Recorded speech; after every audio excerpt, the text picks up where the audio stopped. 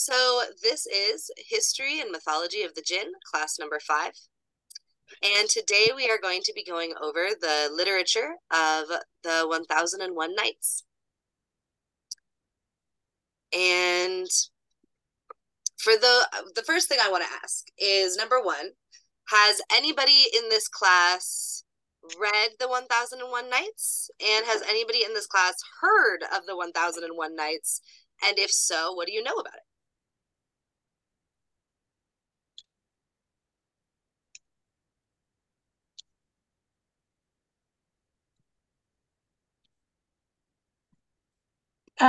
Alex, doesn't that also go by the name of the 40 Thieves? That is one of the stories within the 1001 Nights. Yes. It's a compilation of close to 1001 stories. Oh, wow. Okay. Yes. So that is one of the stories.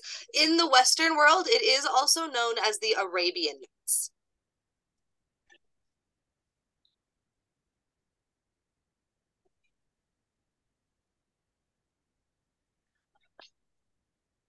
Okay, so it looks like nobody has read it or knows anything about it, which is perfect.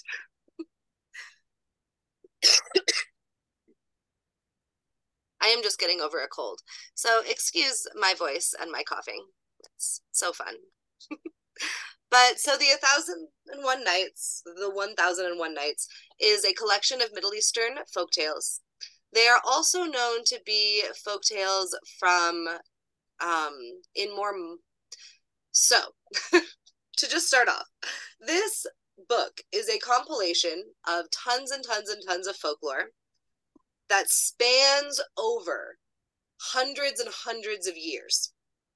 So some of the stories are more recent than others. The more recent stories stem from Greece and from surrounding countries around Greece, but mostly Greece is given credit for a lot of the more European stories that are within the 1001 Nights. And it's also compiled of Egyptian folklore, other folklore from North Africa, and then mostly the Middle East and places such as Iraq, Iran, Saudi Arabia, and Afghanistan. And these stories they do not only include incredible mythological creatures such as the jinn and such as ghouls, but they also include real life people that are, some of them are considered to be real people, such as some people would consider Jesus to be a real person. And some people don't consider them to be real people. It all kind of depends on religion, folklore, and kind of what you believe in. So we're going to go over who some of those real people are that are in the 1001 Nights, what the 1000 Nights is, how it affected mythology and history and culture throughout these areas and throughout time. Also, I found a free PDF of the 1001 Nights so that all of you can read it as well, which is also in the slideshow. Is the link on the website, or? The link will be in this slideshow, and this slideshow will be on the website. Okay. Yes. And I can also put the link on the website as well, and just send you guys the link right here in the chat too. So the work was collected over many centuries, kind of as I already talked about, by various authors and translators and scholars across West Asia. Oh, I forgot to include too, India also has a lot of folklore and stories within the 1001 Nights too. But throughout West Asia, Central Asia, South Asia, and North Africa, some tales trace their roots back to ancient and medieval Arabic Sanskrit and Persian and Mesopotamian literature. Most tales, however, were originally folk stories from the Abbasid, and Mamluk eras, while others, especially the frame story, are probably drawn from the Pahlavi Persian work Hazar Afsan, A Thousand Tales, which in turn may be translations of older Indian texts.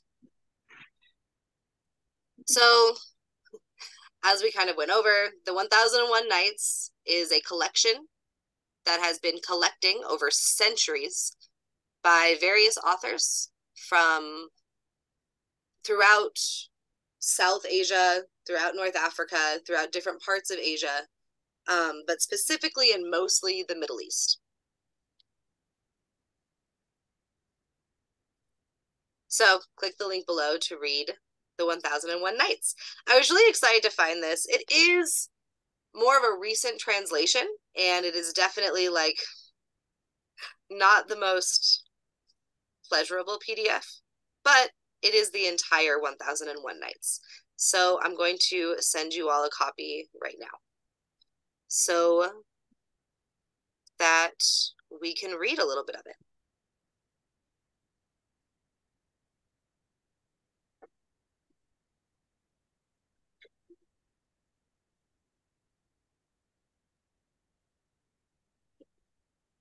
So let me know if the link works and if you're able to access it. Oh, yeah, I'm in. Awesome. www. And at the top as well, it lets you know who the editor is, the illustrator, and the translator. It gives you all of the accreditation and sourcing. It does say that the author is anonymous, but that is only because obviously these stories come from ancient times, and we do not always know the author of every single one of the stories. This is just a translation.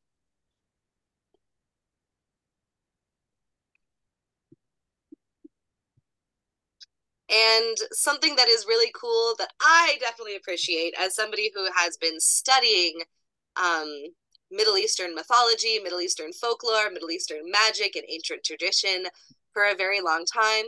And as you all know, my entire family is from the Middle East.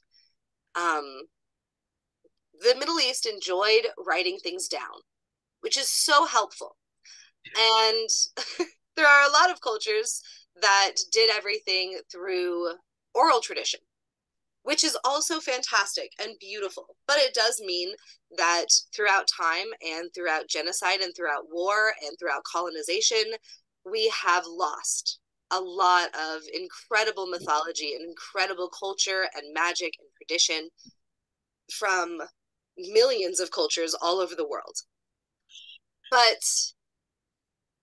And the same goes for the Middle East. But within the Middle East and within North Africa and South Asia specifically, they did this wonderful thing where they recorded almost everything. They saw it as not only a necessity, but a tradition to write down all of their customs, all of their rituals, all of their magic and folklore, and all of the things that they believed in, and all of their traditions and all of their mythology.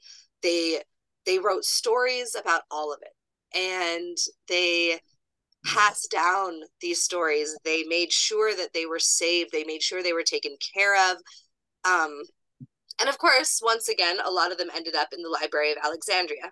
And, well, that didn't go well.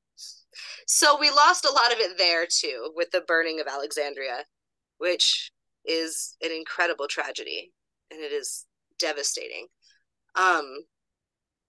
But a lot of it still exists today. And one of the most beautiful things about the 1001 Nights is that it gives you a look into so many different cultures and so much mythology. And also, specifically, since today's class is about the Jinn, you get to learn about the Jinn and how it has this ancient tie and these ancient roots in hundreds of countries. And that the Jinn, number one, it really hones in on this idea that we don't know the origins of the Jinn. With a lot of mythology, you tend to know at least kind of the general area, of where a lot of those traditions and mythology started. And the jinn, still to this day, we think and we are pretty sure and we theorize that it began in ancient Arabia. But we still continue to find older and older and older stories about the jinn from India, from Egypt, from different places in North Africa, from different places throughout Asia. And the origin keeps going back further and further and further. And the country of origin continues to change, which I truly love about the jinn because it makes them even more interesting and more mythological. And it makes it even more fun to research and learn about them because the information is ever changing and ever evolving. And the 1001 Nights is one of the best references that I can give you to learn about ancient stories about the jinn from every country that they might have originated in.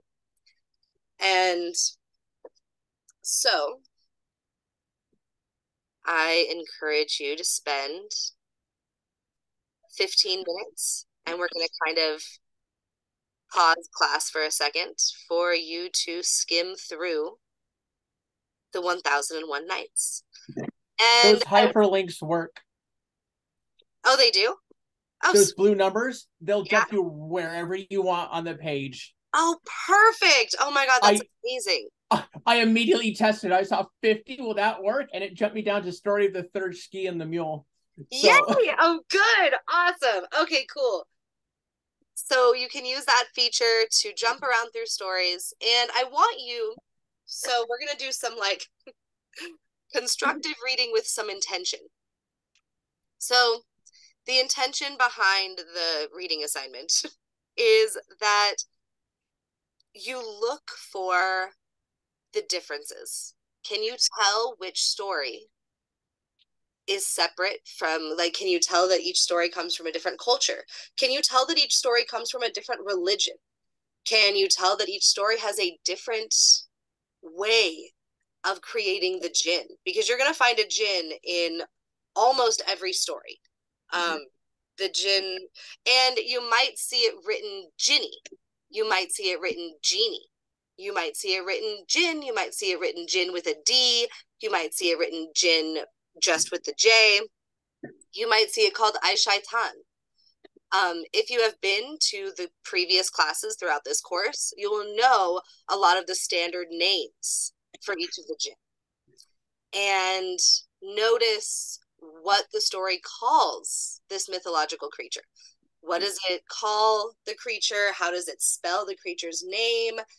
And see if you can find different details within the story about how old this folklore might be, where it might come from, and how they are representing the jinn. Does that all make sense?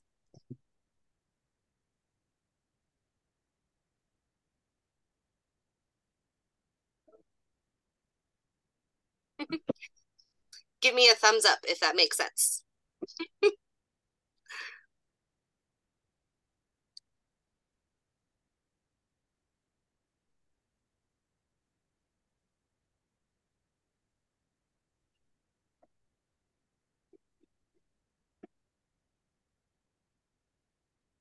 Yeah. Okay. So if there are any questions, let me know. And mostly I want you to just focus on how the jinn are portrayed. But then we're going to talk about how the jinn are portrayed in each culture and country throughout the world. So anyway, I'm going to give you now 15 minutes and you can go ahead and scroll through some of the stories within 1001 Nights.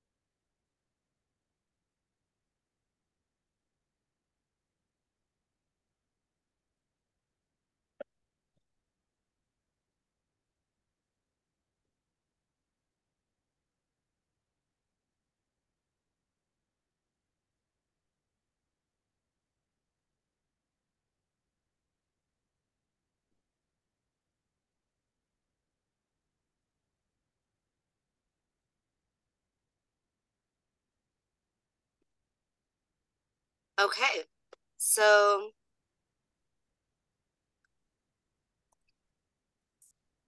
if you can slowly kind of find a place to stop reading, I would love to hear some of your thoughts and opinions so far. And remember that nothing is wrong. Like, there are no wrong answers. And also, there even might be a lot of things that you dislike about it. And I would love to hear that as well. Tell me all of your thoughts. Um, I was wondering because I just kind of read the first little story, and they kind of used different words for when they were speaking about the young Jinn and the older Jinn. Yes. Yes, they do. Um, they use different terminology, especially in Saudi Arabia, for jinn that are ancient and old, and the newer and younger jinn. Because as we talked about in previous classes about the jinn are very human-like, and they are born like, and jinn give live birth to children, and they have sex to create children. Um, there are a lot of jinn that are thousands of years old, and a lot of jinn that were born yesterday.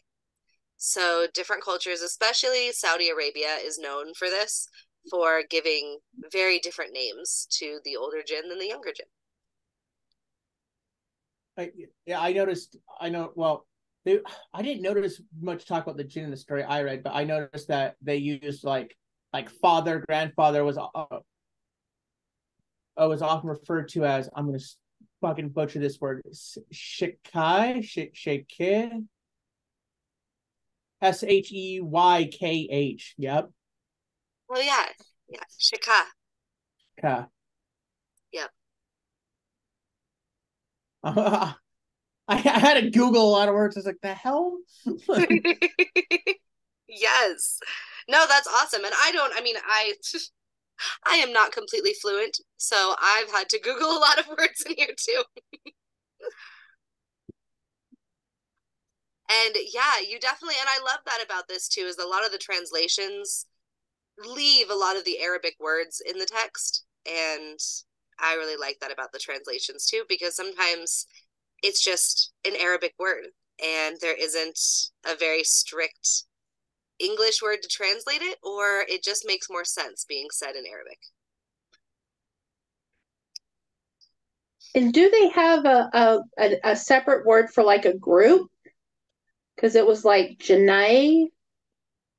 Yes. So, Jinni, Jini, Jinni is usually when they're referring to one jinn, like one singular jinn. And usually when they're referring to a group of jinn, they would just use the plural jinn. Um, but like I said before, it is going to change depending on culture, depending on what country the mythology is from. They're they're going to use a lot of different words, which is awesome that you noticed so many and that you've already read one of the stories that has so many jinn in it. That's really cool. And I'm happy the first story had so many in there. I have not memorized the order of the stories in 1001 Nights, so I wasn't sure which one to refer you to like kind of get tons and tons of jinn. So I'm happy that you found one. uh, yeah. The story of the three apples. I didn't notice any jinn specifically mentioned. It was.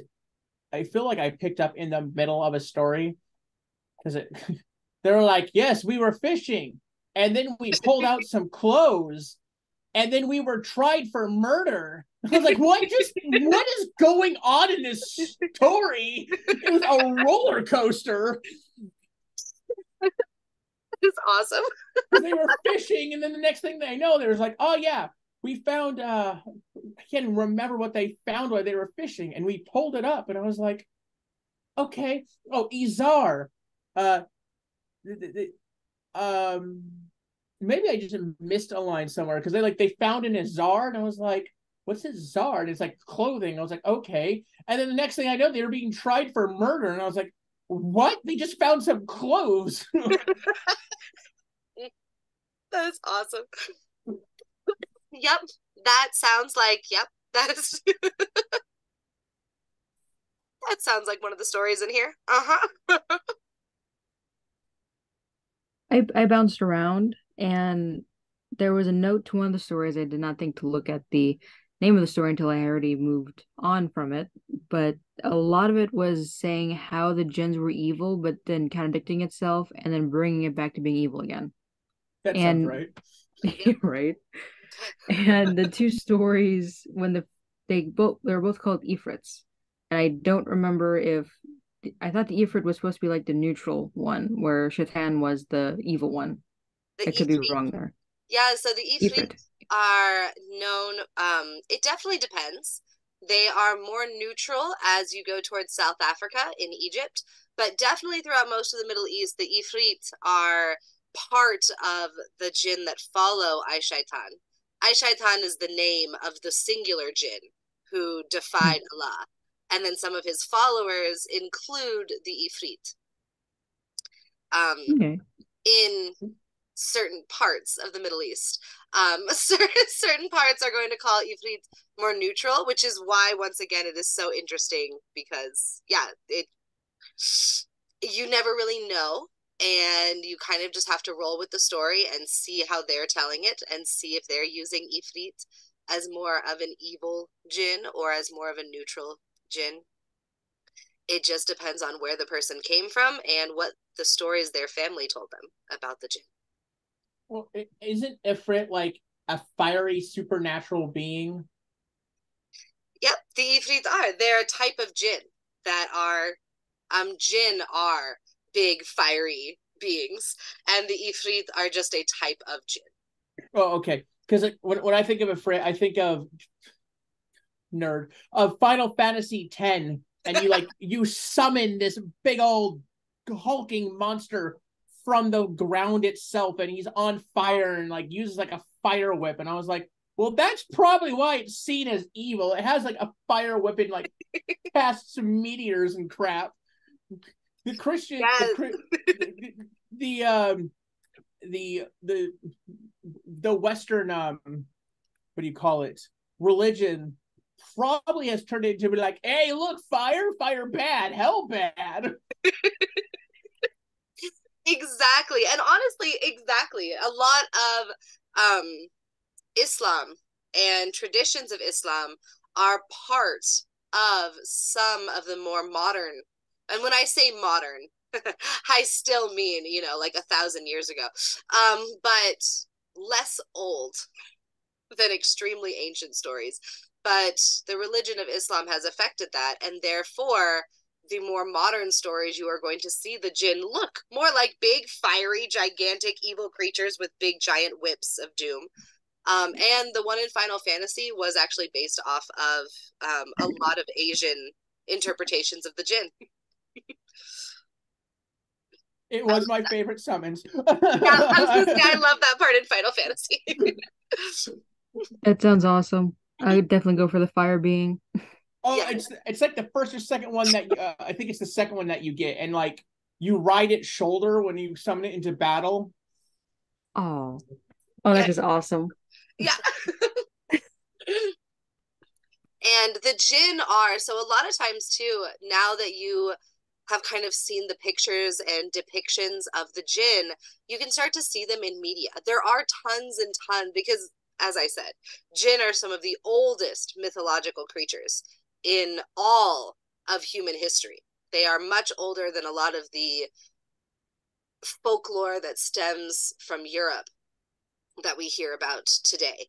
And it is much, much older than that. And you will see it in a lot of Western media. You just don't know it's a jinn because they call it by so many different names. And whether that be Aishaitan, whether that be a shaitan, whether that be an ifrit, a genie, a jinn, there's a million different names that they go by. There's so many different names.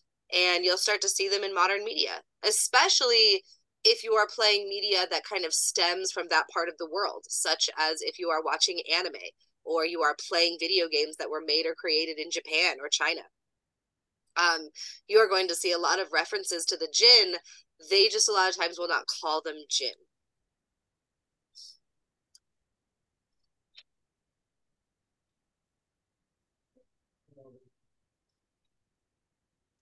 And yeah, I really liked Paul's statement too about their fishermen and the jinni. They do. They sound like biblical fables.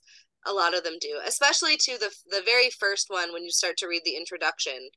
Of course, it starts out very Islamic, and you can see a lot of the Islamic background, a lot of the Muslim background as well in there, and you can kind of see the almost biblical like fables that exist in some of these stories. And in some of these stories, you can tell that they are before Islam, long before Islam. Yes, it is due to the Islamic influence. Yep. The ones that I skimmed through, they kind of more seem like grim fairy tales. Yes, those are some of my favorite ones. The ones that seem more like Grimm's fairy tales, the ones that are, you can kind of tell are way more ancient, that are older than Islam,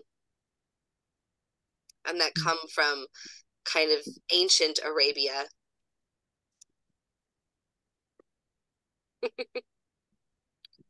So the main story, this might actually be described in a slide, so maybe I should wait. So if we go back, this link, by the way, save it. It'll also be on the website, like I said, but so that you can always have access and you can read more of the 1001 Nights if you would like to, which I think you should. It's really good. So let's see. Did I pretty much already? Yes. So the 1001 Nights, number one, it did not start out as 1001 stories. 1001, they think. They are inferring and they think because it was named such a long time ago. We do not actually know why it was named what it was named. The dude who named it what it was named is long dead. It has been since before we were trying to figure out anything about this literature. Rude. I know, right? And when it got to Europe, specifically Greece, is when they decided that if the number and the title of the book was going to be 1001, then there should be 1001 stories about. And so they started to make it even longer.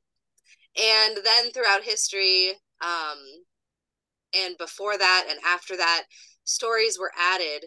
And it doesn't even really seem like people are still unsure of how these stories got added. People are still unsure about some of the exact authors who wrote these stories and who even put them in the book.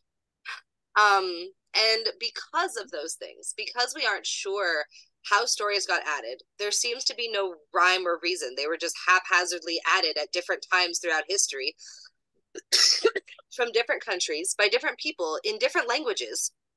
And somehow they all ended up in the exact same book. And it's still kind of a mystery of how or why they all ended up in the same book, which I really like mysteries. And I think that's kind of cool that we still don't really know. We have now translated it into so many different languages across the world. And stories are no longer being added.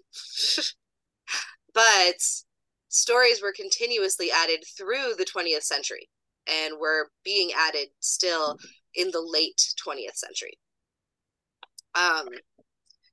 Not the late 20th century, like the 70s, but they were being added in the late 20th century, such as probably it stopped being added. I think I read that it was like the 30s or 40s that they stopped adding those in. But the story itself started out as a king. And the king and his brother were both super pissed off because they got cheated on by their wives. And their wives decided to leave them because they were shitty, horrible people. And so their wives left them and cheated on them and went and started their own lives. And the brother and the king were super mad. And so the brother decided that he was going to swear off all women and that he was never going to marry. And the king decided that instead he was going to take revenge on women by marrying every woman that he could possibly find and making her pregnant and killing her before she was able to receive the gift of a baby. Which it's a terrible premise. But anyway, so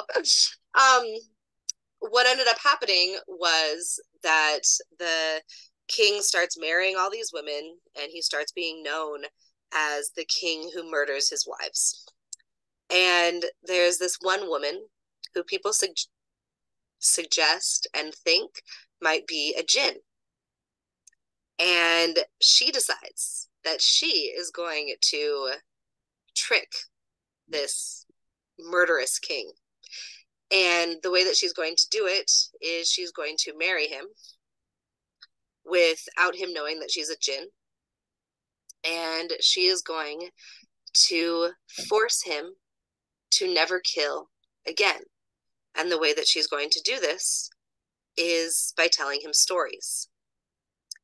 And it sounds really funny, but she ends up telling him half of a story every single night so that when he wakes up in the morning, he won't want to kill her because he will want so badly to know the rest of the story. And she will continue doing this for the rest of the king's life, or until he has decided that he no longer wants to kill women.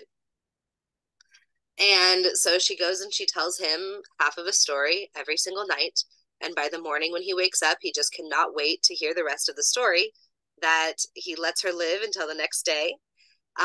He even ends up impregnating her and continuing to let her live just so that he can hear the rest of the story. But as soon as she finishes the first story, she goes on to tell him half of the next, so that she is always keeping him waiting and getting him so entertained that he doesn't want to kill her and wants to let her live till the next morning. Hold on, I'm going to check the chat.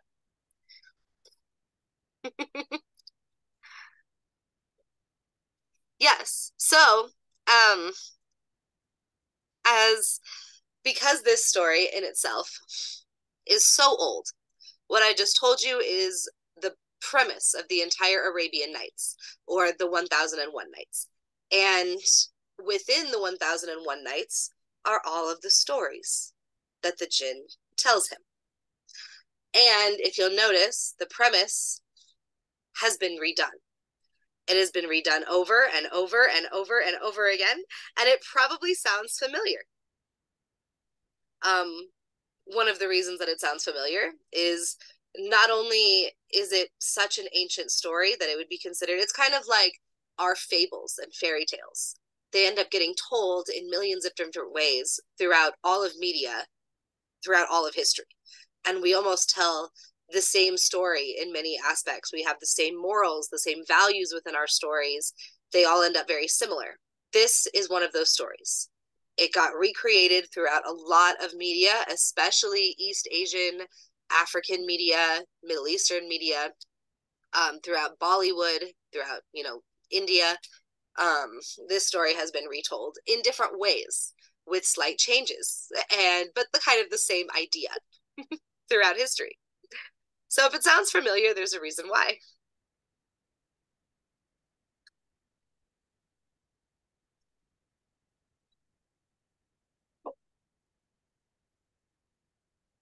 Aw, I've never read that book.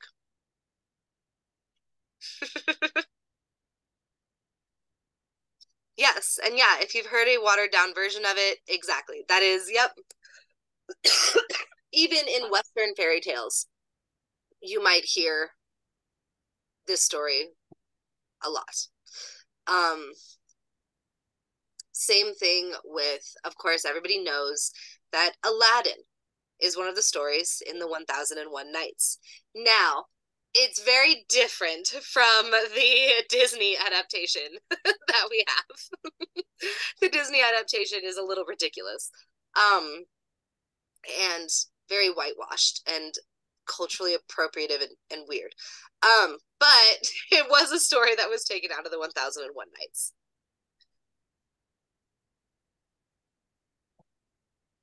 So, but funny enough, Aladdin was added actually by Europe. It was not added by the Middle East, which is also weird. But yeah, by the way. So that is the premise of 1001 Nights. All the stories within it are stories being told by the jinn. And once again, if you've been to previous classes, we've discussed and talked about how the jinn are known for being storytellers. That was one of their main gifts. Part of their magic is literature, storytelling. You can already see that the Middle East really holds this idea of literature and writing very, very high. Like we talked about, they write everything down. And the jinn were the ones who helped them do that. The jinn were also the philosophers. They were the teachers. They were the mathematicians. They were the astronomers. And they gave, according to lore and according to mythology, the jinn were the ones who gave humans the knowledge that they needed to be able to move forward in things like astronomy and philosophy and literature and writing and language. Also in medicine as well.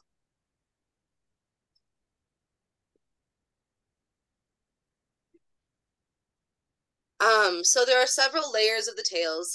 The earliest manuscript tradition originating in 9th century Baghdad, followed by a Syrian manuscript tradition and an Egyptian manuscript tradition, not to mention the various oral traditions. So these tales are also oral traditions as well. These stories were not only passed down via literature and writing, but they were also passed down as an oral tradition during celebrations and festivals and just during story time by the fire. These tales were written by different hands and seem to have occurred over the centuries, drawing from the cultural traditions of the Middle East, as well as from those of the various regions which the Middle East had been in contact with through trade, travel, invasions, or war over the centuries.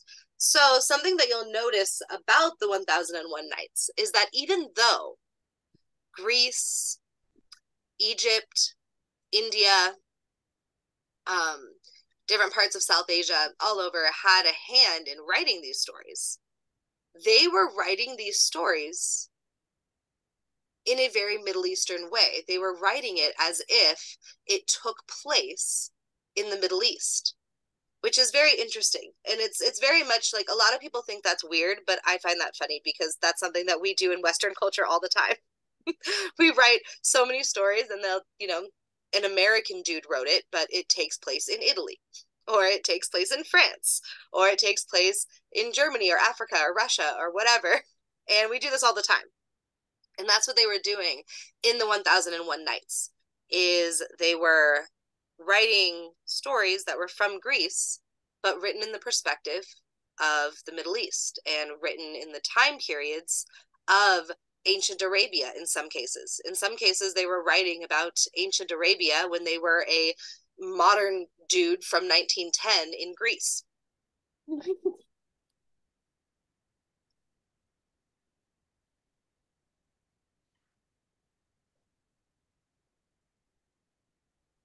Sorry, I thought I heard somebody talking, so I stopped. If you do have a question, please interrupt me. Please go right ahead.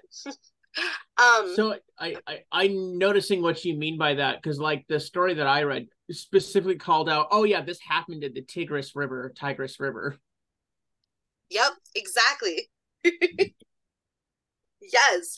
And you can totally see it in the stories.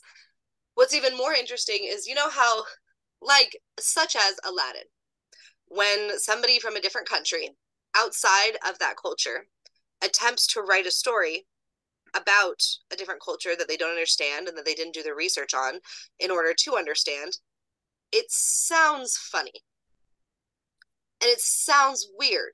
And if you're somebody who does know Middle Eastern culture and you were to watch something like Aladdin, you would think it was weird. You would think that that was a very weird and strange and interesting way to portray somebody who lives in the Middle East. They even gave it fake names, such as Agrabah. You will also see that in 1001 Nights. The story will sound off. It'll sound weird and funky. And that's why. A lot of times it's because it is somebody from India writing about somebody from Afghanistan, or, you know, all of the above. And that is why. And also, you will notice too that there'll be like sprinkles of other culture in a story that sounds like it's supposed to take place in, let's say, there's like stories in specifically in the 1001 Nights that take place at certain temples in Syria. And you can tell that the way they're writing it sounds very Indian. It sounds like it's from India. And they're writing it with a perspective from India, but yet they're writing about this ancient temple in Syria. And so the stories and fables sound different and sound weird and sound funny because all these cultures are trying to write about the Middle East. And it's really cool because the entire world, at least a really large chunk of the world, was trading, was going to war, was causing genocide. They were taking over each other. They were trading with each other. They were traveling to other countries. And a lot of them were traveling through the Middle East. The Middle East was the biggest trade hub. It was wealthy. It was an oasis. It was where a lot of people wanted to live. It was a huge, gigantic, wealthy trading hub filled with culture and amazing food and wealthy people and incredible dresses and incredible clothing and silk. And people wanted to write about it. They wanted to write about the Middle East. And so a lot of these fables are that. They're writing about jinn in the Middle East, or ghouls, or mythological creatures in the Middle East, even if they live in India.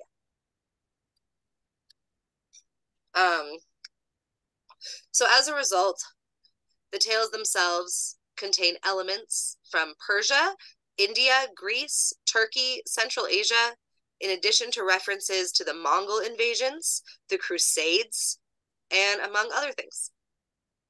So since this scripture and this literature has existed for so long and stories have been added to it for centuries and centuries and centuries, you get to experience people's perspective on things like ancient golden ages and the age of extremely ancient temples and ancient magic and ancient mythology. And then you also get to see in the exact same book people's perspective on the Crusades, which would, you know, happen extremely, those two things are extremely far apart from each other. But you get to hear about perspectives on both of those things within this text, as well as the Mongol invasions, which is also really cool. So the tales were then Arabized and adapted for a Middle Eastern and Islamic audience. So after Islam and post-Islam, the books all had to be translated so that they were no longer illegal for an Islamic audience to read.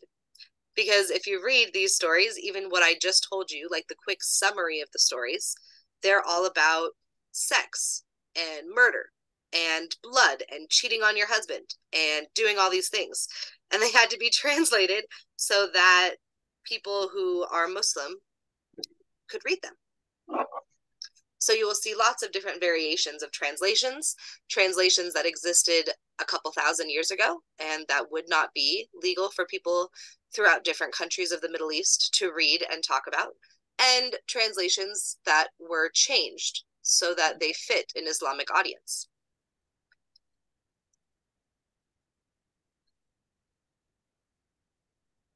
Question.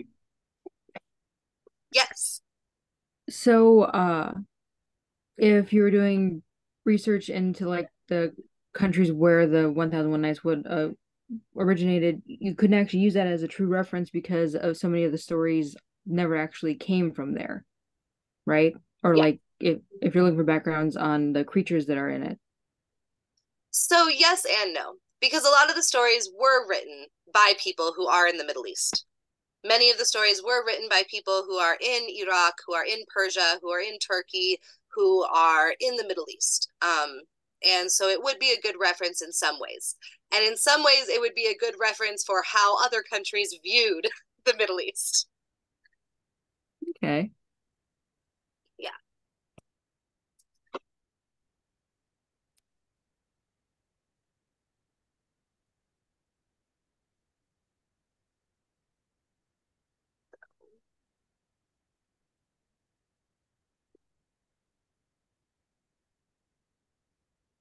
So, as we talked about previously, the tales themselves combine many genres and draw from very rich heritage and folklore tradition of the entire Middle Eastern region.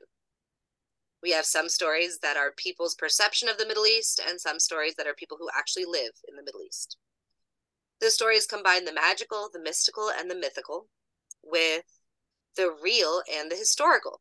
Some of the main protagonists in the tales, for example, are the famous Abbasid Caliph Harun al-Rashid and his grand vizier Jafar, which might sound familiar as well, Barmaki, as well as the famous poet Abu al-Nuwas, in addition to genies or jinn, ghouls, and mythical giant birds such as the rook. It is worth noting, however, that due to the folklore nature of the tales, the Arabian Nights were often considered plebeian rather than high literature. Furthermore, because some of the stories contain explicit sexuality and sexual innuendo, as well as body language and themes not acceptable by polite society. Oh, I cut myself off there, but it says that they were banned and that you were not allowed to read them, and they were deemed vulgar. So that is, we're not just talking about the Middle East post-Islam. Yes, in the Middle East post-Islam, this would have been extremely banned. It still is today. And not something that they are allowed to read, at least the direct translations. There are translations that you are allowed to read in Islamic culture. But many of the ancient translations, or what you would call the original text, they are not allowed to read. And this also was something that happened throughout Egypt, throughout India, and throughout places in Europe because of religion, mostly because of Christianity. So in the Middle East, it was because of Islam, and then throughout multiple parts of the world, it was because of Christianity.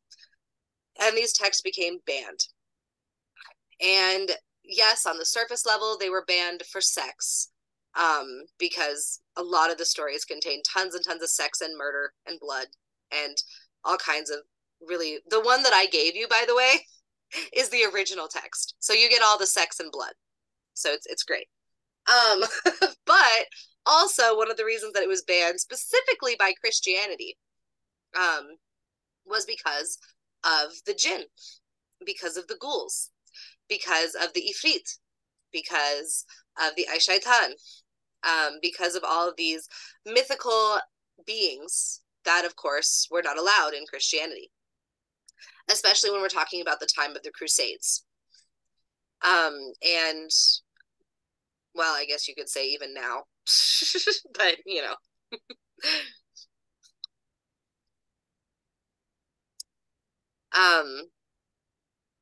Yes, the Rook is cool.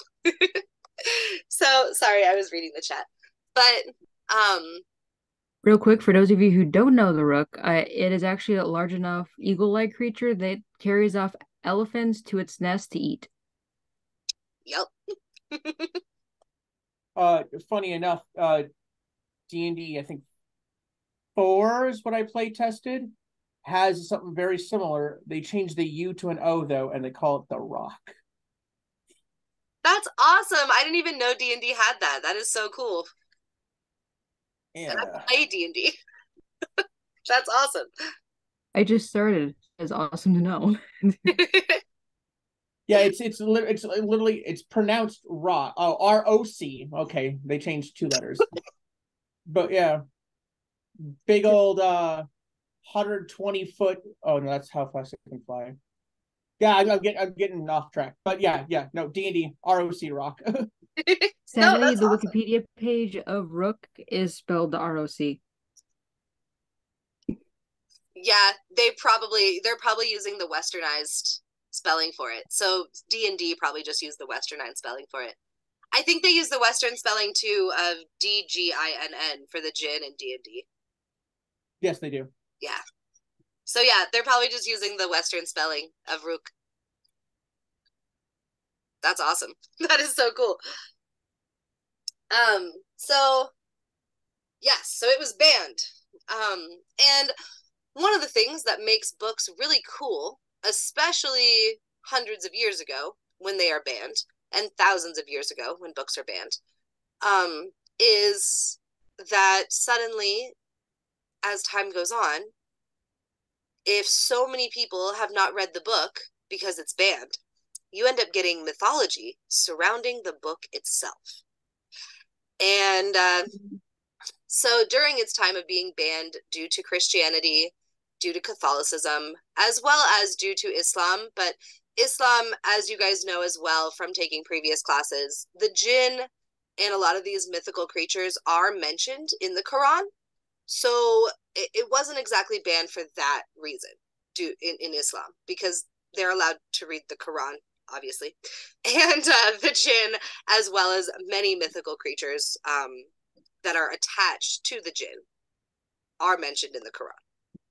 So, anyway, what happens when a book is super banned and people create mythology and they create all of these, they create folklore surrounding the book itself, because so many people haven't read it and it's considered taboo and it's considered bad and evil, that you get all these stories about the 1001 Nights. And I don't know if any of you have heard these, but this is what we're getting into with this book, is that it was never meant to be a magical, esoteric book. It's never what its purpose was, but it became that. It became a magical, esoteric book because of how scary and banned and taboo and evil it was considered. It was really just a compilation of folklore. That's all it was. Telling stories from different cultures all over the world about the Middle East. And going and traveling to the Middle East, coming back to Europe, and telling all these really cool stories about how awesome the Middle East is. And then living in the Middle East, or living in India, or living in North Africa, and telling stories about your home. And it got turned into an esoteric book, where specifically people such as Aleister Crowley, people such as the Hermetic Order of the Golden Dawn, if you don't know who those people are, that's another class. Google. If you don't know who Aleister Crowley is and you don't know what the Hermetic Order of the Golden Dawn is, Google. It won't tell you all the cool stuff, but you'll get a basic idea. They started using it as an esoteric text, which to me is really funny, because it was not intended to be that. But they started to put together secret messages from this text and use this text to decipher how to summon a jinn.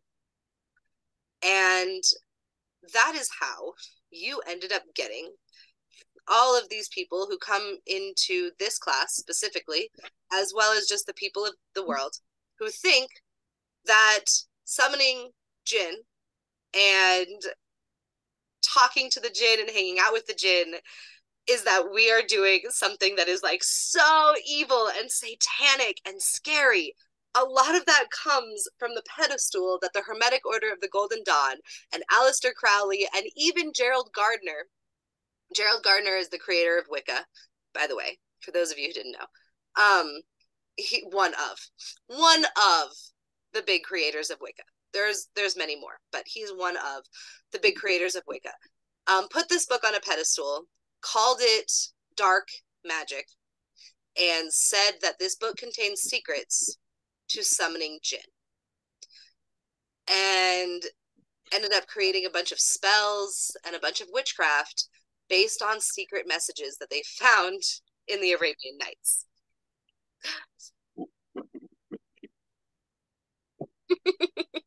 Right?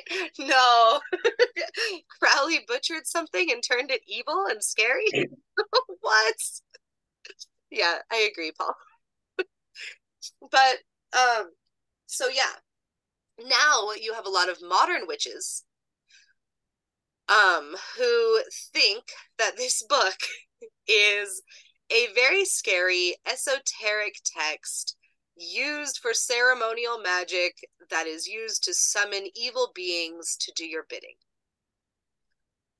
And that is so so not true and so funny.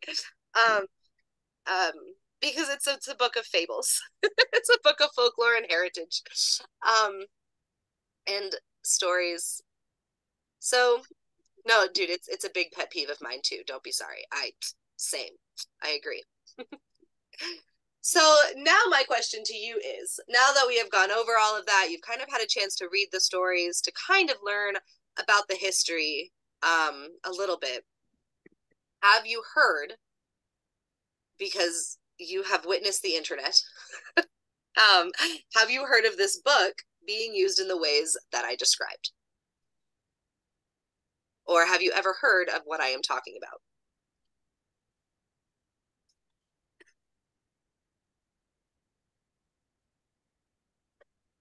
This is probably completely off base and completely wrong, but I'm going to throw it out there because you said that the Gardner and several people use this book for an esoteric book. Would this be considered the Satanic Bible, or is that some totally different text?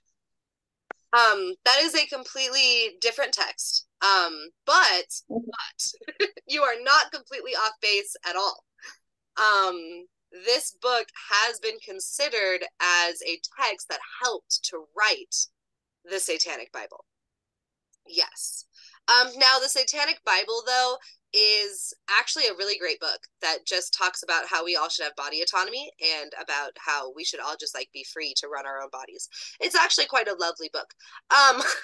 But it did use pieces from the Arabian Nights as references to a lot of the text within the Satanic Bible, as well as something that Paul just mentioned, which I wanted to get to, and I was really hoping somebody would mention it, and of course it was Paul. So leave it to a professor to help a professor out. Right. Love you, Paul. I'm also reading what you wrote. Hold on. Kelly's on.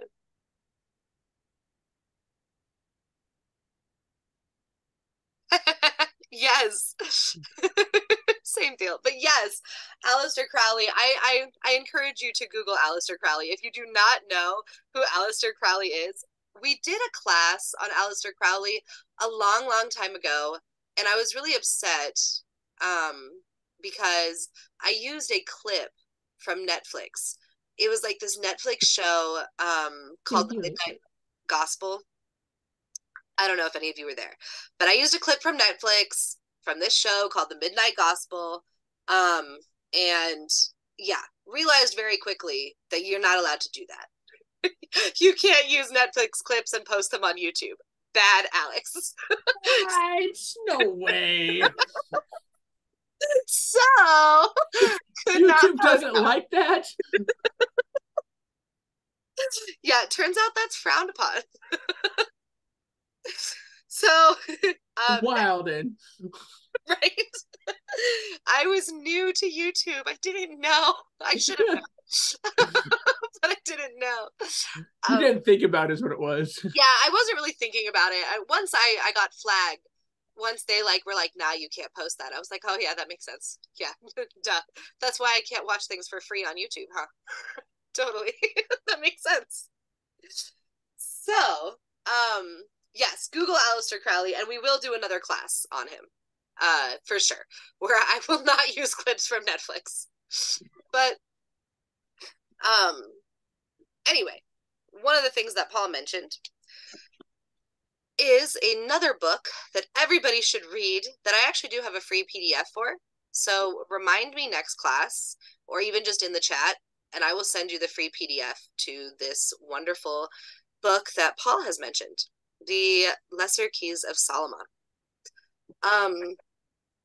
which is not just a book. It is an entire school of knowledge and school of teaching, but it has been written down and translated into a book.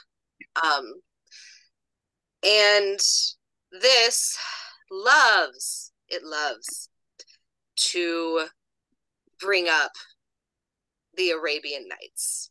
Loves. Which I actually really enjoy and like the Lesser Keys of Solomon, and I'm not trying to critique it in any way. I really do like it. It's fantastic. It's very, and it's a great school of knowledge.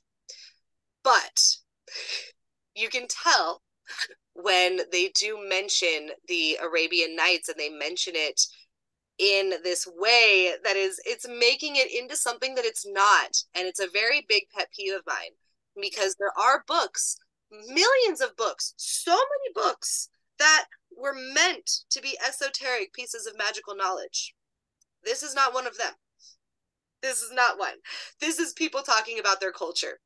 And just because their culture happened to involve jinn and mythical creatures and rook and all of these incredible mythical beings, that does not mean that they were writing you an esoteric script on how to do spellcraft and magic. Okay, they were not writing a text on how to do alchemy. They were not writing a text on how to summon the jinn and use them to do your evil bidding. They were not even writing a text with hidden messages about how to take down your king. They were, it was not now. Darn. I know, so sad. I wish they were.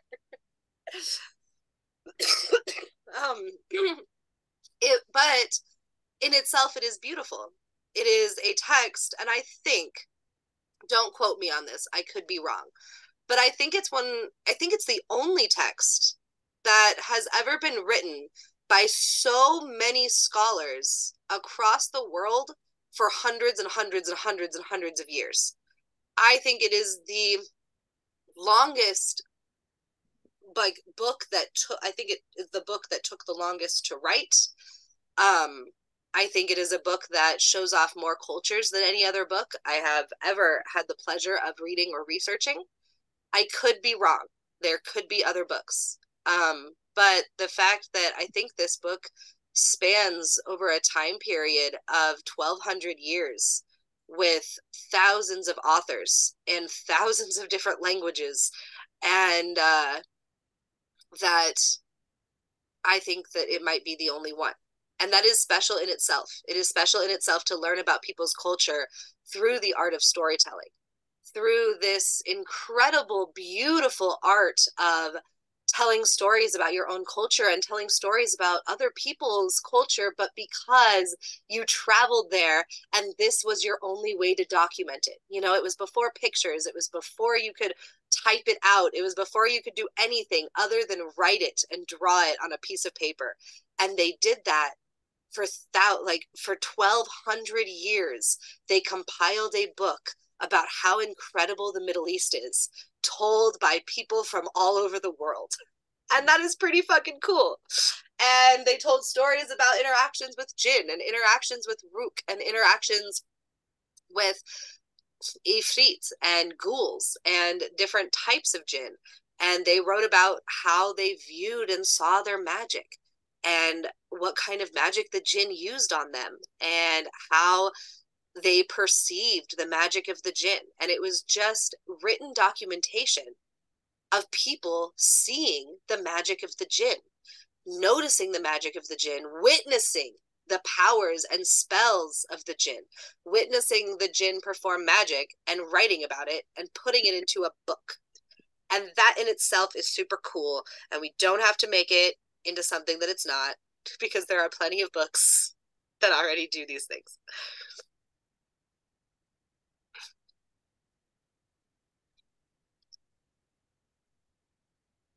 Oh, awesome.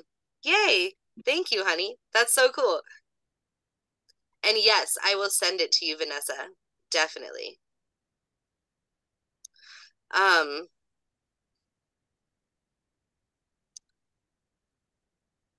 yes. Okay.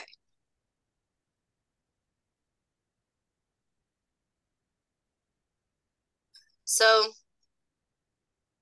does anybody have any questions so far? So I can like slow down. We've gone over a lot today. No, the fact that the class has already been an hour and a half is surprising to me.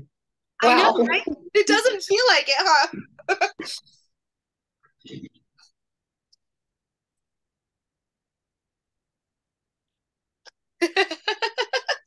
I know. I have a cold. My voice that just sounds like this, but I promise I'm hydrating.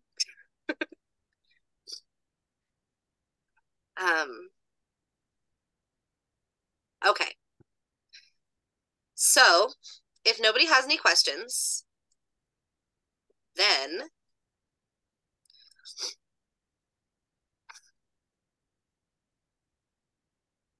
we are going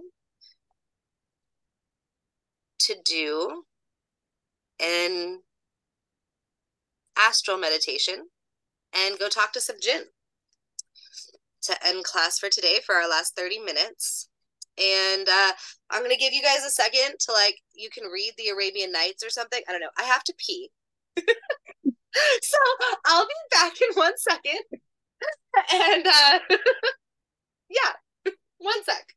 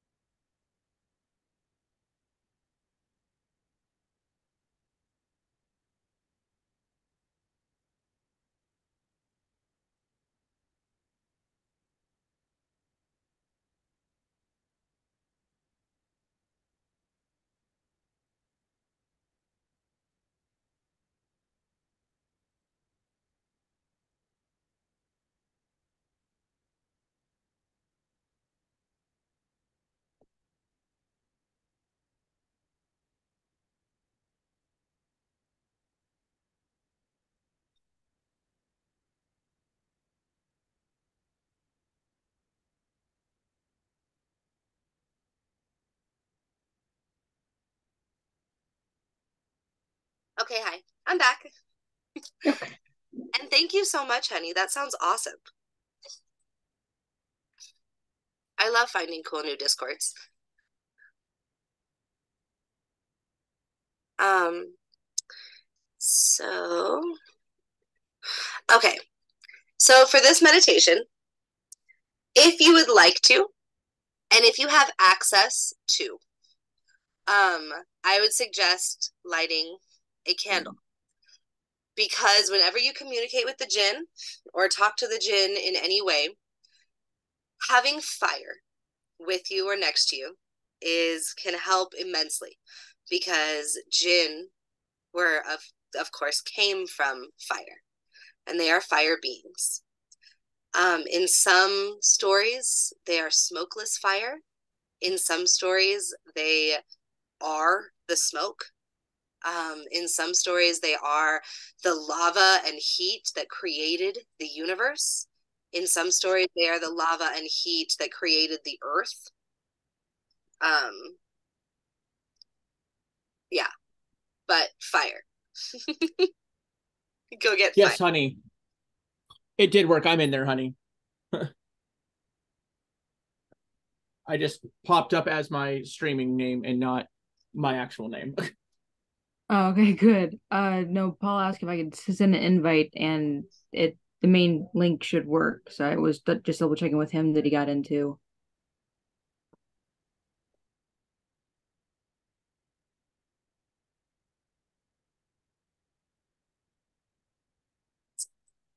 So I'll give everybody a minute to go and retrieve fire. If you would like to go and retrieve fire of some sort, it can be a candle. I'm pretty sure probably if you're inside, a candle is probably the only safe thing to light on fire. But you know, if you have one of the, incense totally works because it's smoke. You could totally light incense. That works too. Or if you have like one of those cool little cast iron cauldrons, you could just light something on fire in there. I like lighting tree sap in my cauldron because it stays lit forever and smells amazing, and your whole room smells like a pine forest.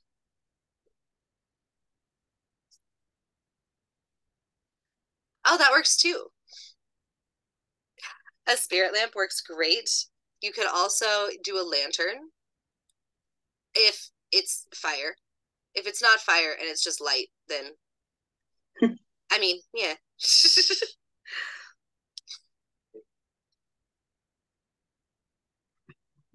So I'll give everybody a minute. Give me a thumbs up when you're ready, or just tell me you're ready. Whichever works.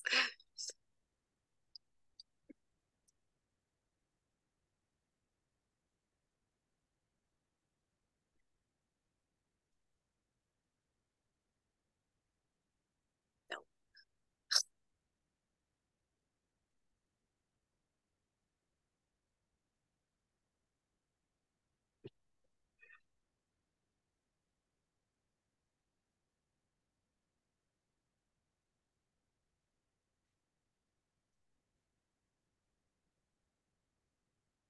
And then the other thing that you will need, but I figure that all of you are already on computers anyway, so is something to be able to write with and write on, which can totally just be your computer. But if you would like to use a journal, that is also awesome. Sometimes handwritten is fun too.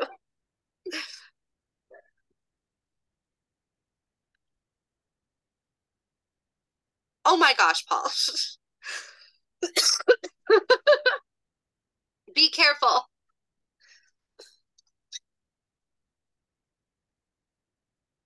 Okay, so I think everybody who's going to participate is ready, I think.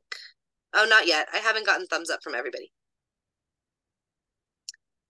Well, yes, I know, but still.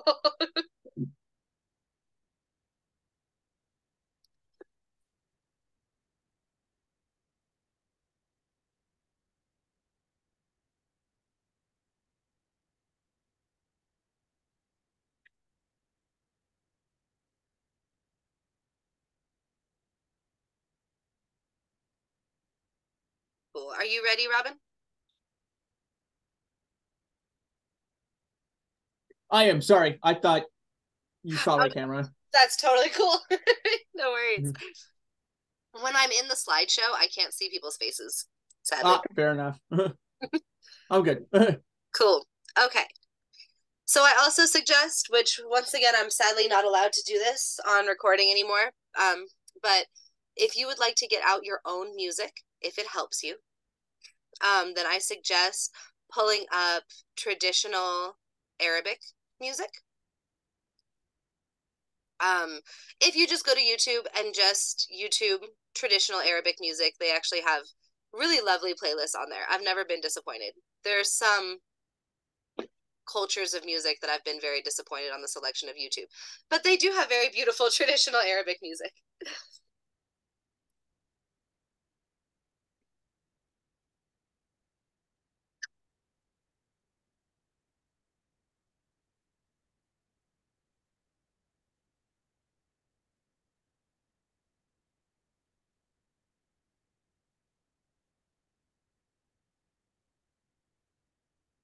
Okay. And once everybody has found their music, this will be a guided meditation. So I will be talking.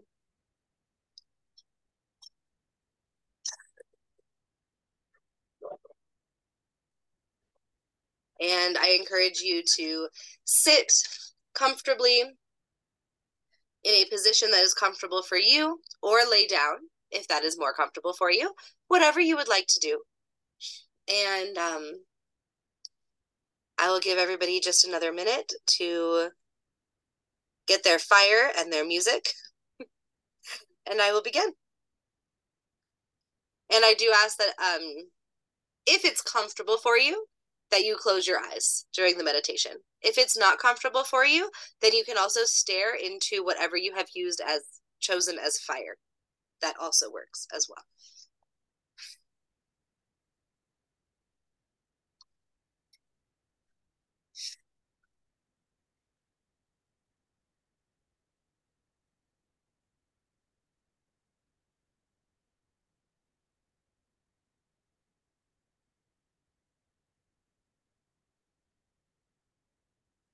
Okay, so we are going to get started. Everybody sit comfortably, close your eyes, and we will begin.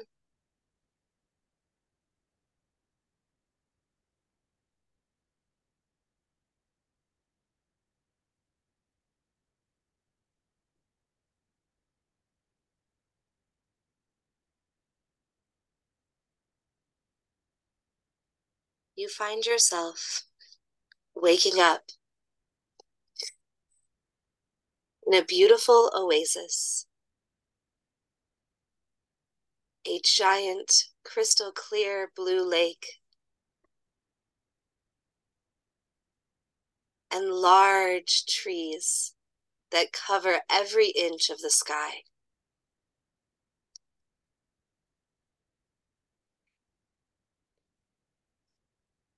You look around, and every tree is carrying a different fruit.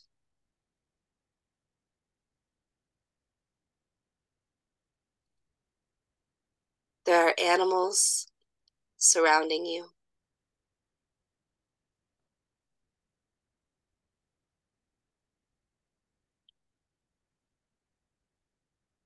You can hear the waterfall flowing into the crystal clear blue lake.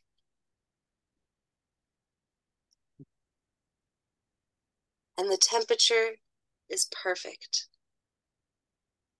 It's not too cold and not too hot. Beneath your feet, you feel sand, the lightest, softest sand.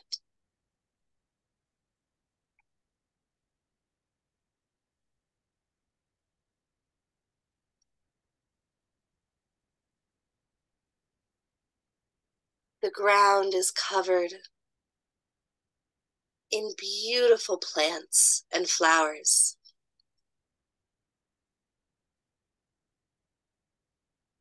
And you can feel the sun warming your skin.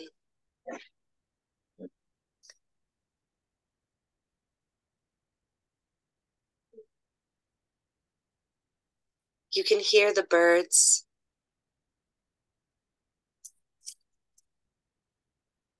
You can hear the bugs. And the sound of the oasis is peaceful.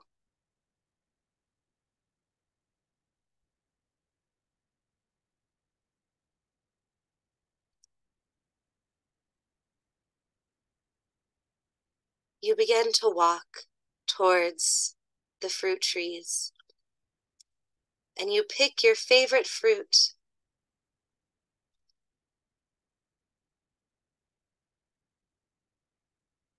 You take one giant bite and savor every inch of the flavor. It is the best fruit you have ever tasted.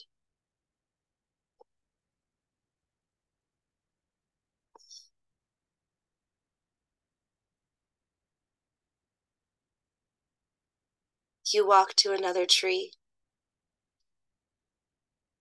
and pick more. And you go find a beautiful spot in the soft, warm, white sand. And you decide to lay down, enjoying your fruit as you look up into the canopies of the trees. The trees block out the sky, so the sun is not in your face. You can look freely upon the leaves and sigh with happiness.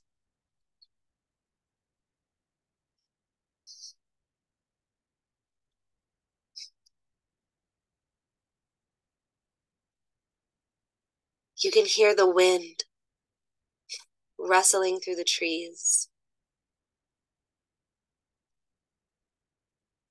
It's such a light breeze, and it gently tickles your skin as you enjoy the amazing fruit that you have picked.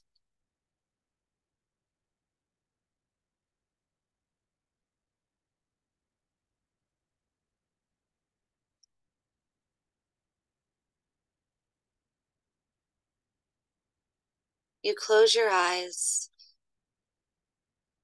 and let yourself sink into the sand, listening to the waterfall, the wind, the animals, and the slow ripples of the lake.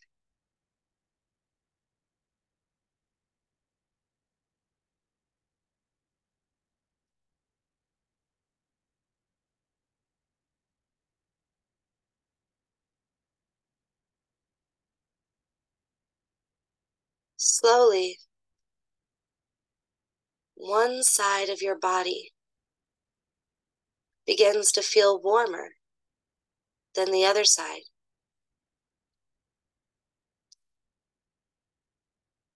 It doesn't burn, and it's not too hot, but it is noticeably warmer.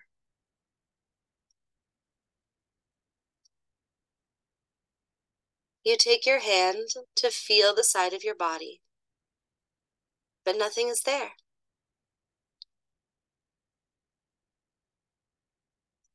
Your eyes are still closed. You're still enjoying your fruit, but you wonder why and how this could be happening.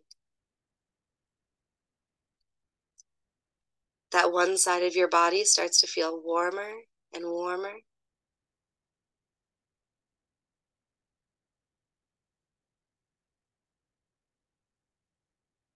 And as it starts to slightly burn your skin, you open your eyes to look over at what is causing this. And as you open your eyes, you see a creature made from fire.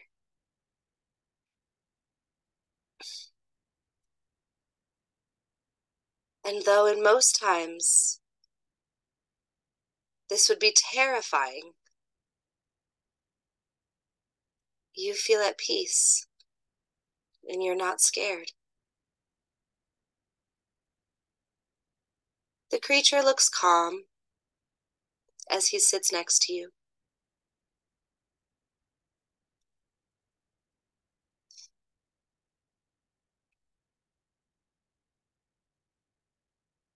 You wonder what you should do next.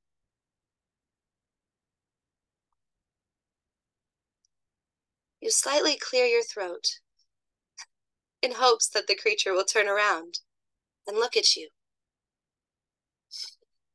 All you can see is the backside of their body.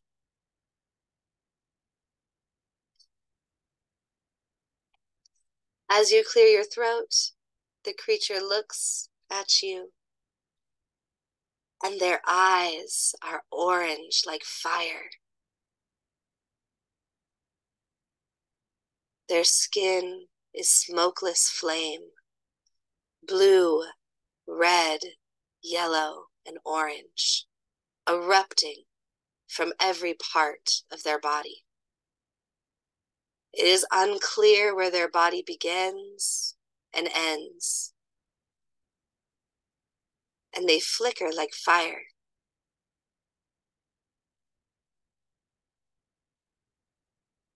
The creature reaches out their flaming hand and picks up some of your fruit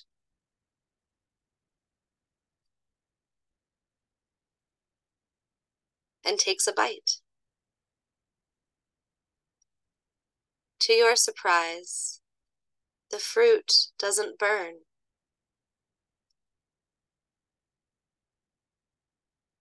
And though they are sitting on the sand remains cool.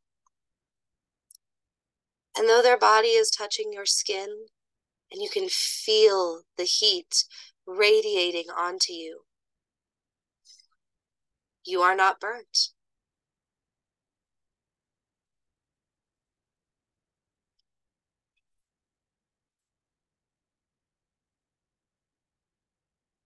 You lie in disbelief as you sit and eat fruit with this very peculiar creature, trying to decide if you should speak.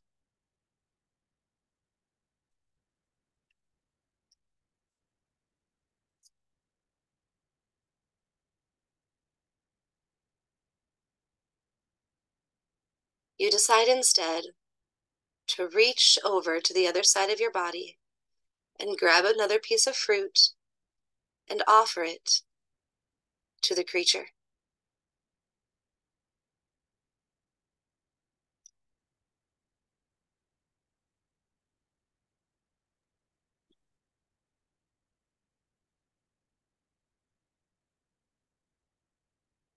The creature looks you in the eyes and says thank you.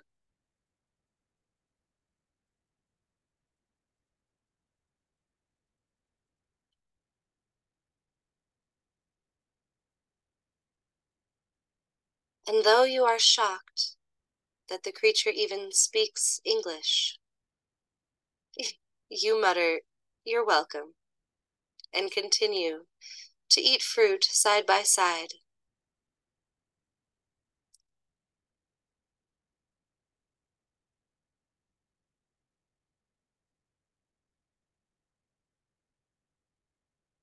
You decide to come up with things that you wish to say. You have so many questions to ask.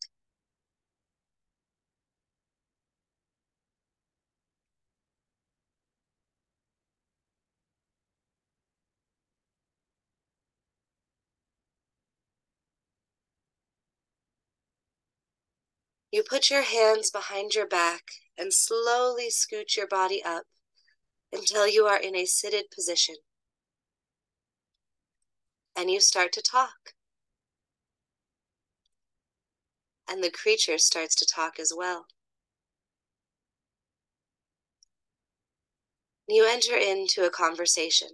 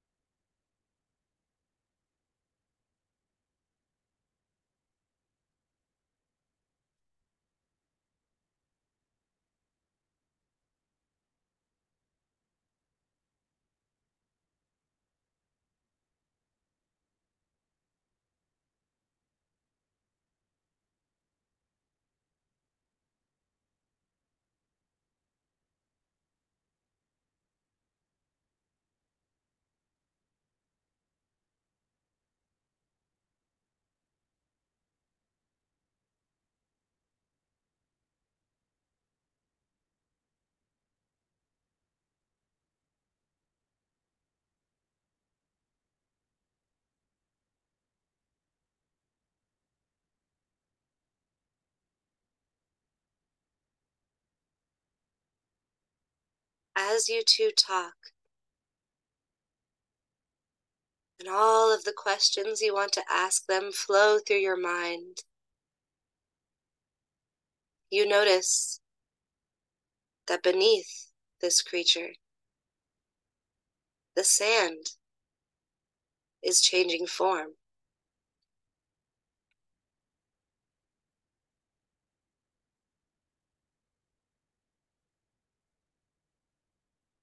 The creature reaches underneath their leg and pulls melted, oozing and lava-like sand from beneath them. They mold it and shape it, and you notice that it's glass.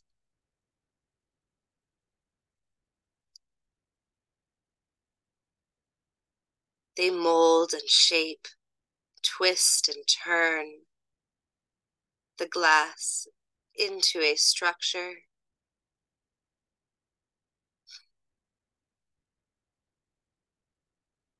and set it away from them to cool.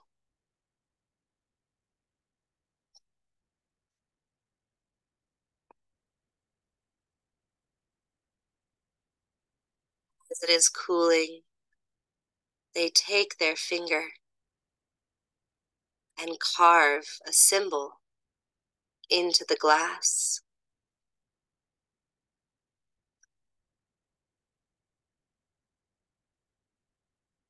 You notice what they are doing,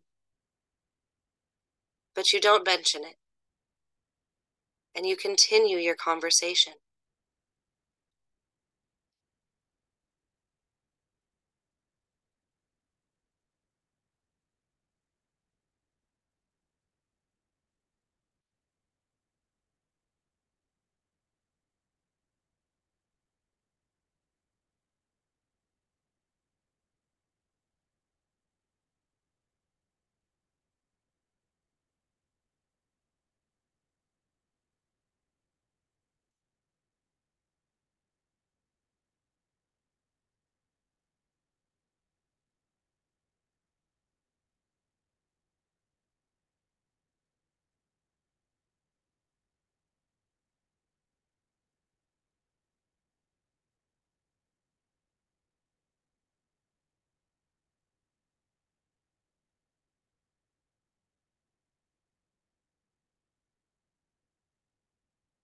The creature reaches out, grabs one last piece of fruit, and they hand you the beautiful glass sculpture with the carved symbol. They place it in your hands. They say one last thing before they slowly dissipate. They create no smoke. Nothing is left of their body. It is almost if they were never there.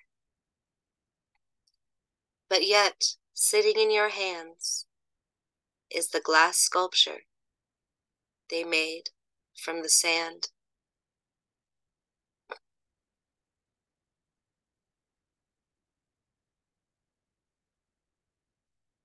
You stare at the glass sculpture. You notice the incredible symbol carved into it, as well as the flames that seem to surround it. It is tinted red, orange, yellow, and blue.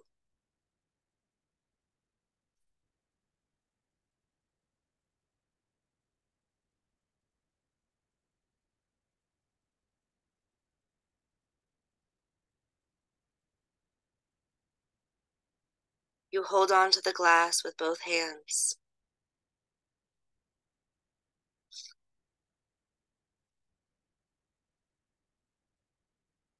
and stare up into the trees once again.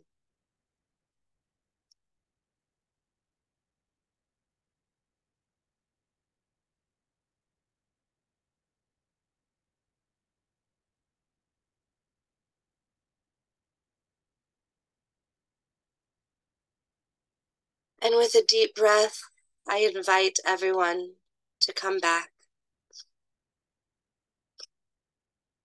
and open your eyes.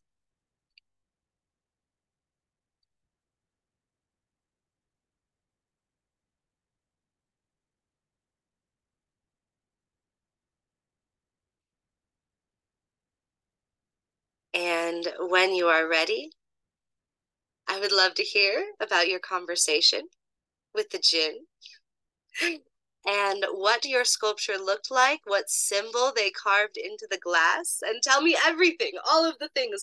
And what fruit did you pick off the trees?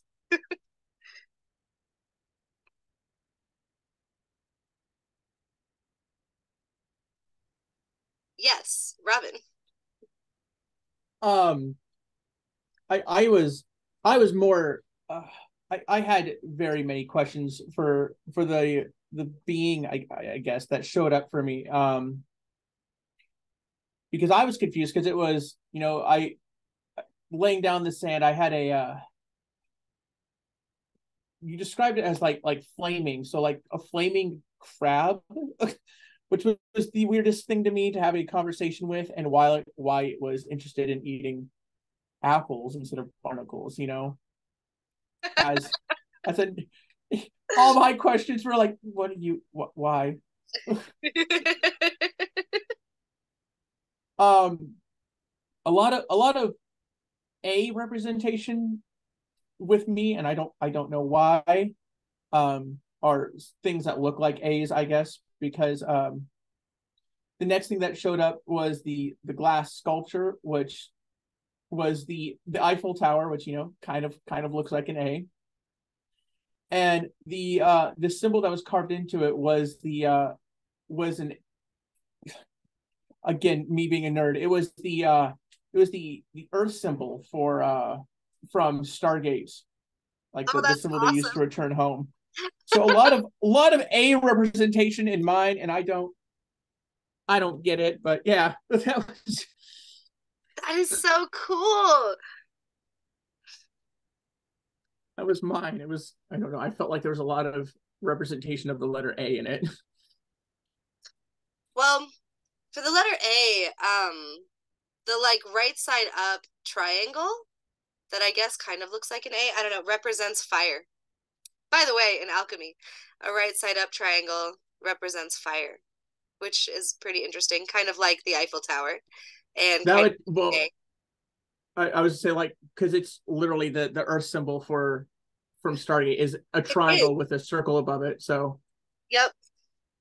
And it's also, yeah, the alchemical symbol for fire. I know, I've watched Stargate, so I totally I'm a nerd too. I liked Stargate Atlantis. Stargate Atlantis was so cool. yeah, no, I was just like, wow, there's a lot of like while like still in my like meditative state, I was like, there's sure a lot of what is going on, why, It's but that makes more sense that it's just basic fire, because I was staring into my candle. I I'm not the greatest with like, because I would have fallen asleep. So I had to I had to stay awake, and I kept my mind active, and I drew it all. Oh, good. Well, I was going to ask you to do that anyway, so that's awesome. I Perfect. had to keep my mind awake so I wouldn't fall asleep. So I ended up drawing it all. That is awesome. Good. You should post the draw if you want to. You should totally post the drawings to the DiviNation group and tell them Oh that you gosh, did in class. it's not it's terrible sketches, but okay. That would be I so I cool though. I sent pictures to my work friend. I was like, this is what I mean by I'm a bad artist. And I know she's gonna come back with like, that crab looks really nice.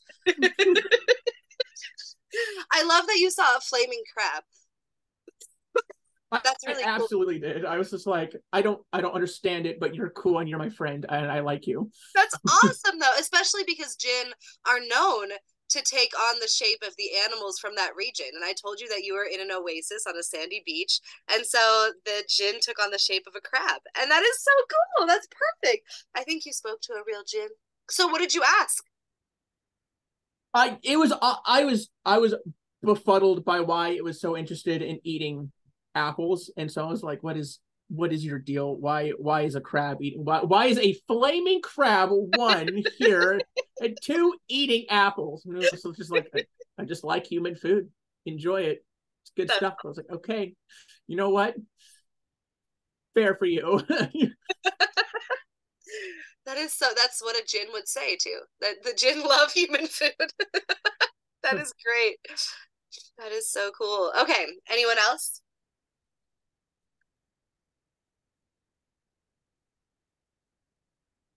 Please share. Yes, honey. Um, I have no idea why, but he actually asked. I don't even know how it happened, but my mind went to the TV show I'm watching, Blue Blood, or not Blue Bloods, True Blood, and I was Cool. explaining things about that to him, and he was interested. That is awesome. Yes. So I didn't actually ask him any questions. All I got was his name, Azal, Ooh, cool. Also an and A. yeah, two A's. um, and if all jinns look like him, which was a weird question, but that was the only thing I could come up with at the time. And he said no, that of course they all look different because how you describe like the blue, red, orange, yellowish colors. Yeah. And when he first appeared, I was expecting the Jinn that I had been talking to, but this one was different. He was younger, more my age, like early 20s. And then when he started describing the colors, he like changed, kind of turned into like the what I know as a Ingus or Ifrit. Oh, Ifrit. nice. Awesome. But with those colors, it was really cool. Wow. Um, Amazing. the sculpture that he made was like it was a pretty tall vase, probably like 15, 20 inches tall, and it's like skinny at the bottom, going up and kind of going out like a backwards waterfall. So like the outside edge is all different. Um, it's not even. And on the bottom, this red little sketch thingy I posted in chat, that's what it that's what he put on the bottom of it. Oh, wow. That is beautiful. That is so cool. And then at the end, he leaned over, like got up in my face kinda and said, no wait, I asked, will I see you again? And he said yes. And that's when he got closer to me and said, yes, we will meet again. Probably not soon, but we will. It Wow. was, it was cool, but felt awkward for some reason. I could see that. I feel like I was trying to portray slightly awkward as well because having some creature just suddenly sit next to you while you're laying on the beach is a little awkward. It's totally. Yeah. Yeah. But all in all, it was fun though. Oh, that is so cool. Oh, cool. I love your drawings, Robin. That is tight. You are good at sketching. What are you talking about? You No, are. okay. I sent this to the person that I hired to do a very specific drawing for a my VTuber. I was like, yeah, I'm gonna hire you, and she's like, I'm bad, and then she sent me this like amazing thing. I was like, I love it, and I'm comparing myself to her. So Well, I think you did an amazing job. I appreciate that. And thank you so much, honey. That was so cool. Oh, tell me, honey, what fruit did you eat? Uh, at first, the first fruit I picked was an apple, and the second one was kind of like a combination between a pear and dragon fruit. Oh, that's awesome.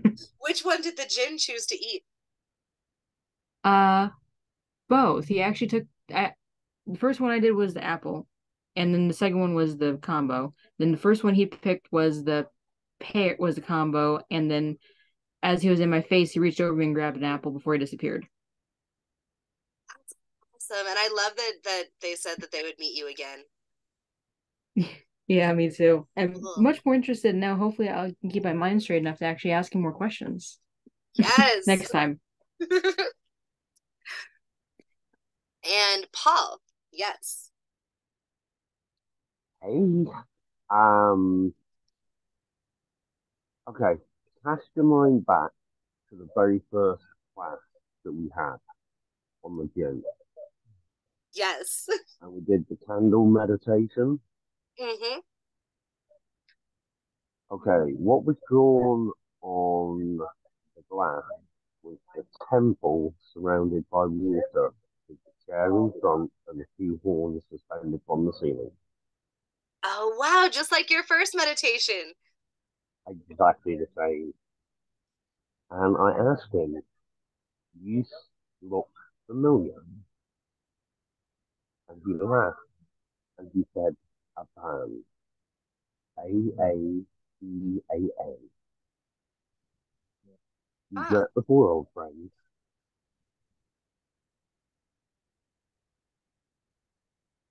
Wait, spell it He again. said, AABAN. And I've written them, AACAA? yeah, Alpha, Alpha, Bravo, Alpha, November. Okay. Huh. Wow. Cool. That's the name of an Arabic angel. What? Yeah, that's the name of an Arabic angel.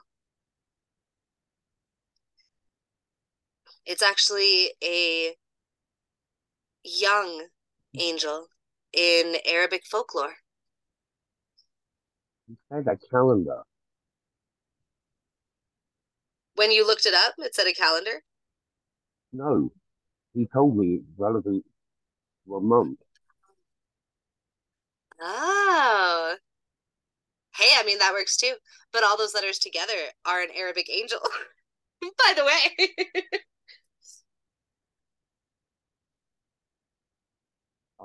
Okay. Just saying, I don't know.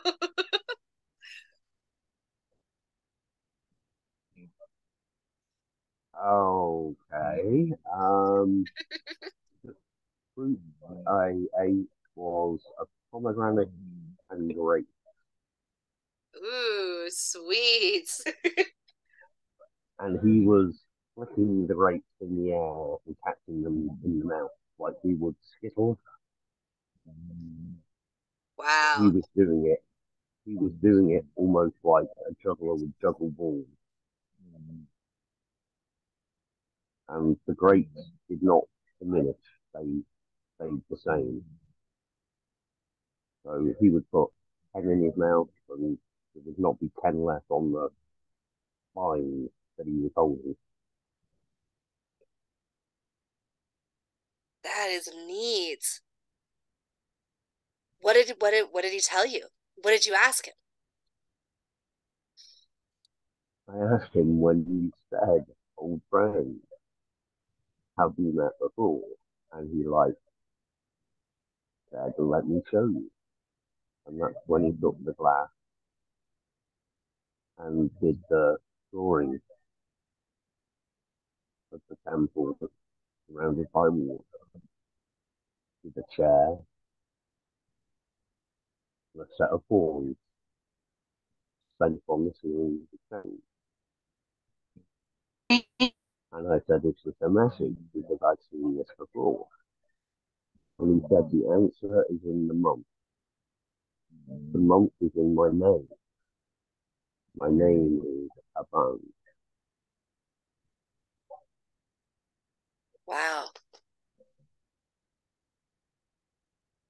That is wow.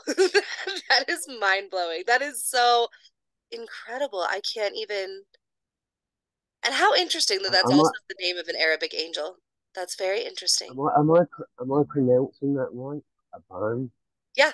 Yep, exactly right. Yep. Aban. Wow. Does it have any relevance to a calendar, a month, a holiday, or I need to do some research on this.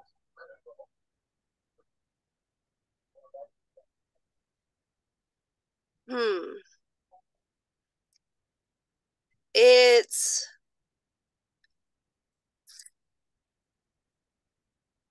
the only other meaning for that word, yeah, it would be like angel and then kind of like the angel of waters and oceans and rivers and lakes, which there might have been like an ancient holiday that would celebrate something like that because obviously celebrating things like water and oceans and rivers and lakes is something that would have been done in the ancient Middle East as well as in ancient Egypt, which is where the name comes from. Is like the angel of the oceans and the rivers and lakes. So it could be like an ancient calendar holiday that we don't know of anymore.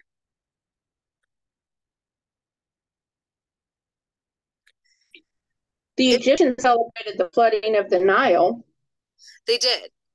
And also another meaning for it in Egypt is time, which is very interesting. So it represented time in Egypt.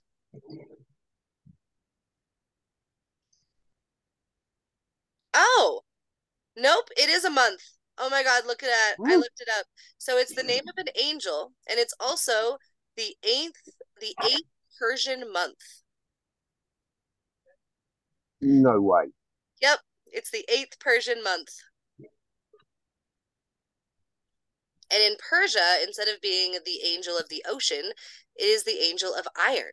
And it represents the eighth Persian month, the angel of iron. Yep. So there you go.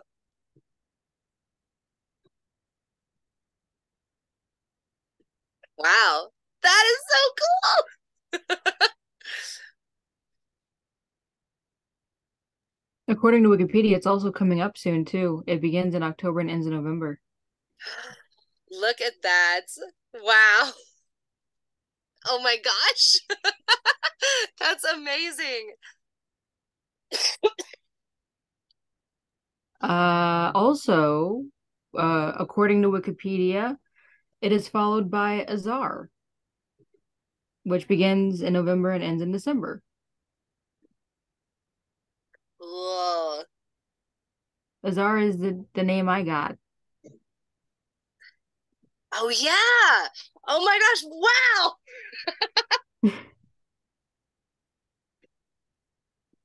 Dang, Okay, that things is are so getting cool. weird. What? I said things getting weird. Right? Well, we are all speaking to Jinn, so, you know. Oh, of course, Vanessa. I hope you have a fantastic night. Good night.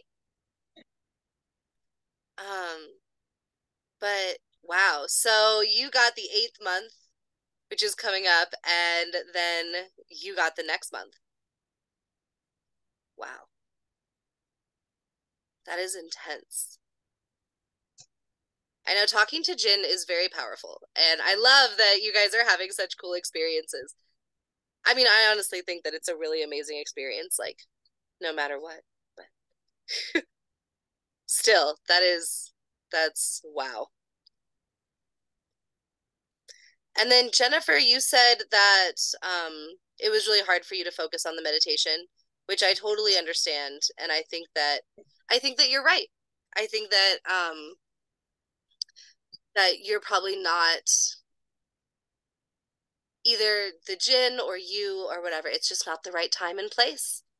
And that maybe next time, or maybe when you're meditating on your own, that you will have a different experience. So now that you guys have all done this meditation here, and then Tonya, did you want to share?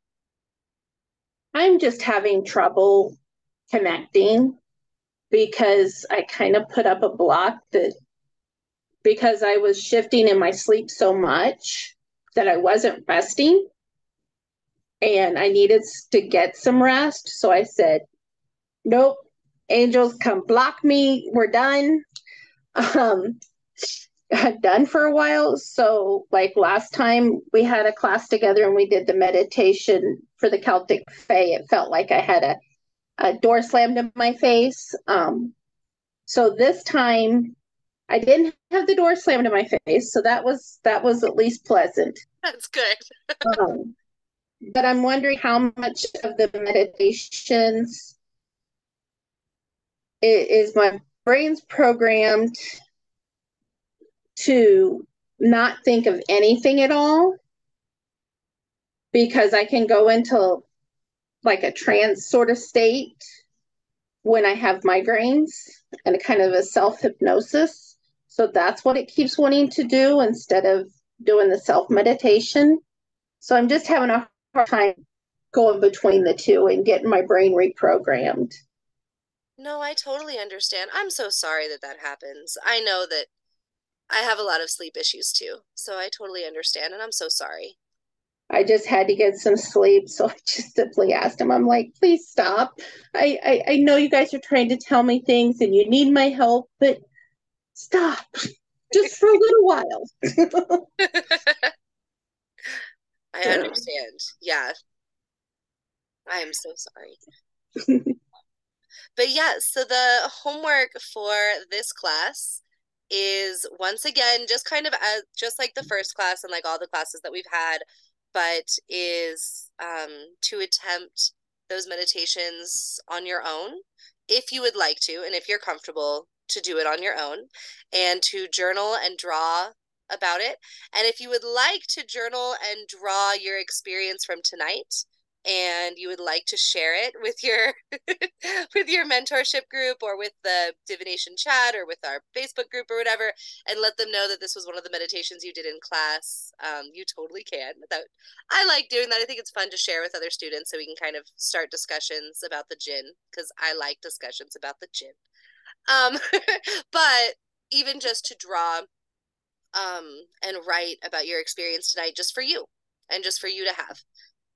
And about the experiences that you have on your own when you do this at home, if you would like to, and to kind of have those drawings and that journaling for yourself, to kind of start journaling about your experiences communicating with the Jinn and the little gifts that they give you, such as the glass that you received tonight. And if you would like to, something that I like to do when you're given gifts in meditations is to create them. And whether that means just drawing them, or if you're somebody who's super creative, making them in some way is also a really wonderful way to help connect with your creative side. And also just creation and creating things is one of the most, at least in my opinion, is one of the most fun things about magic, is getting to create beautiful things and getting to use your creativity to be able to create. And so if you'd like to create the gift that you got tonight from the Jinn, or the fruit that was the Jinn's favorite in your meditation, I encourage you to use that as your offering to the Jinn. If you got apples and the Jinn really liked the apples, go buy an apple and use it as an offering to the Jinn. And same thing with any of the other fruit that the Jinn liked during your meditation. And I would suggest you do the meditation, to answer your question, as many times as you would like to. I love doing these meditations before bed at night. So if you want to do it like before bed at night, and then you kind of just end up going into a dream state and kind of falling asleep. And then sometimes you get to spend all night hanging out with the Jinn and going on adventures. And I think that's fun.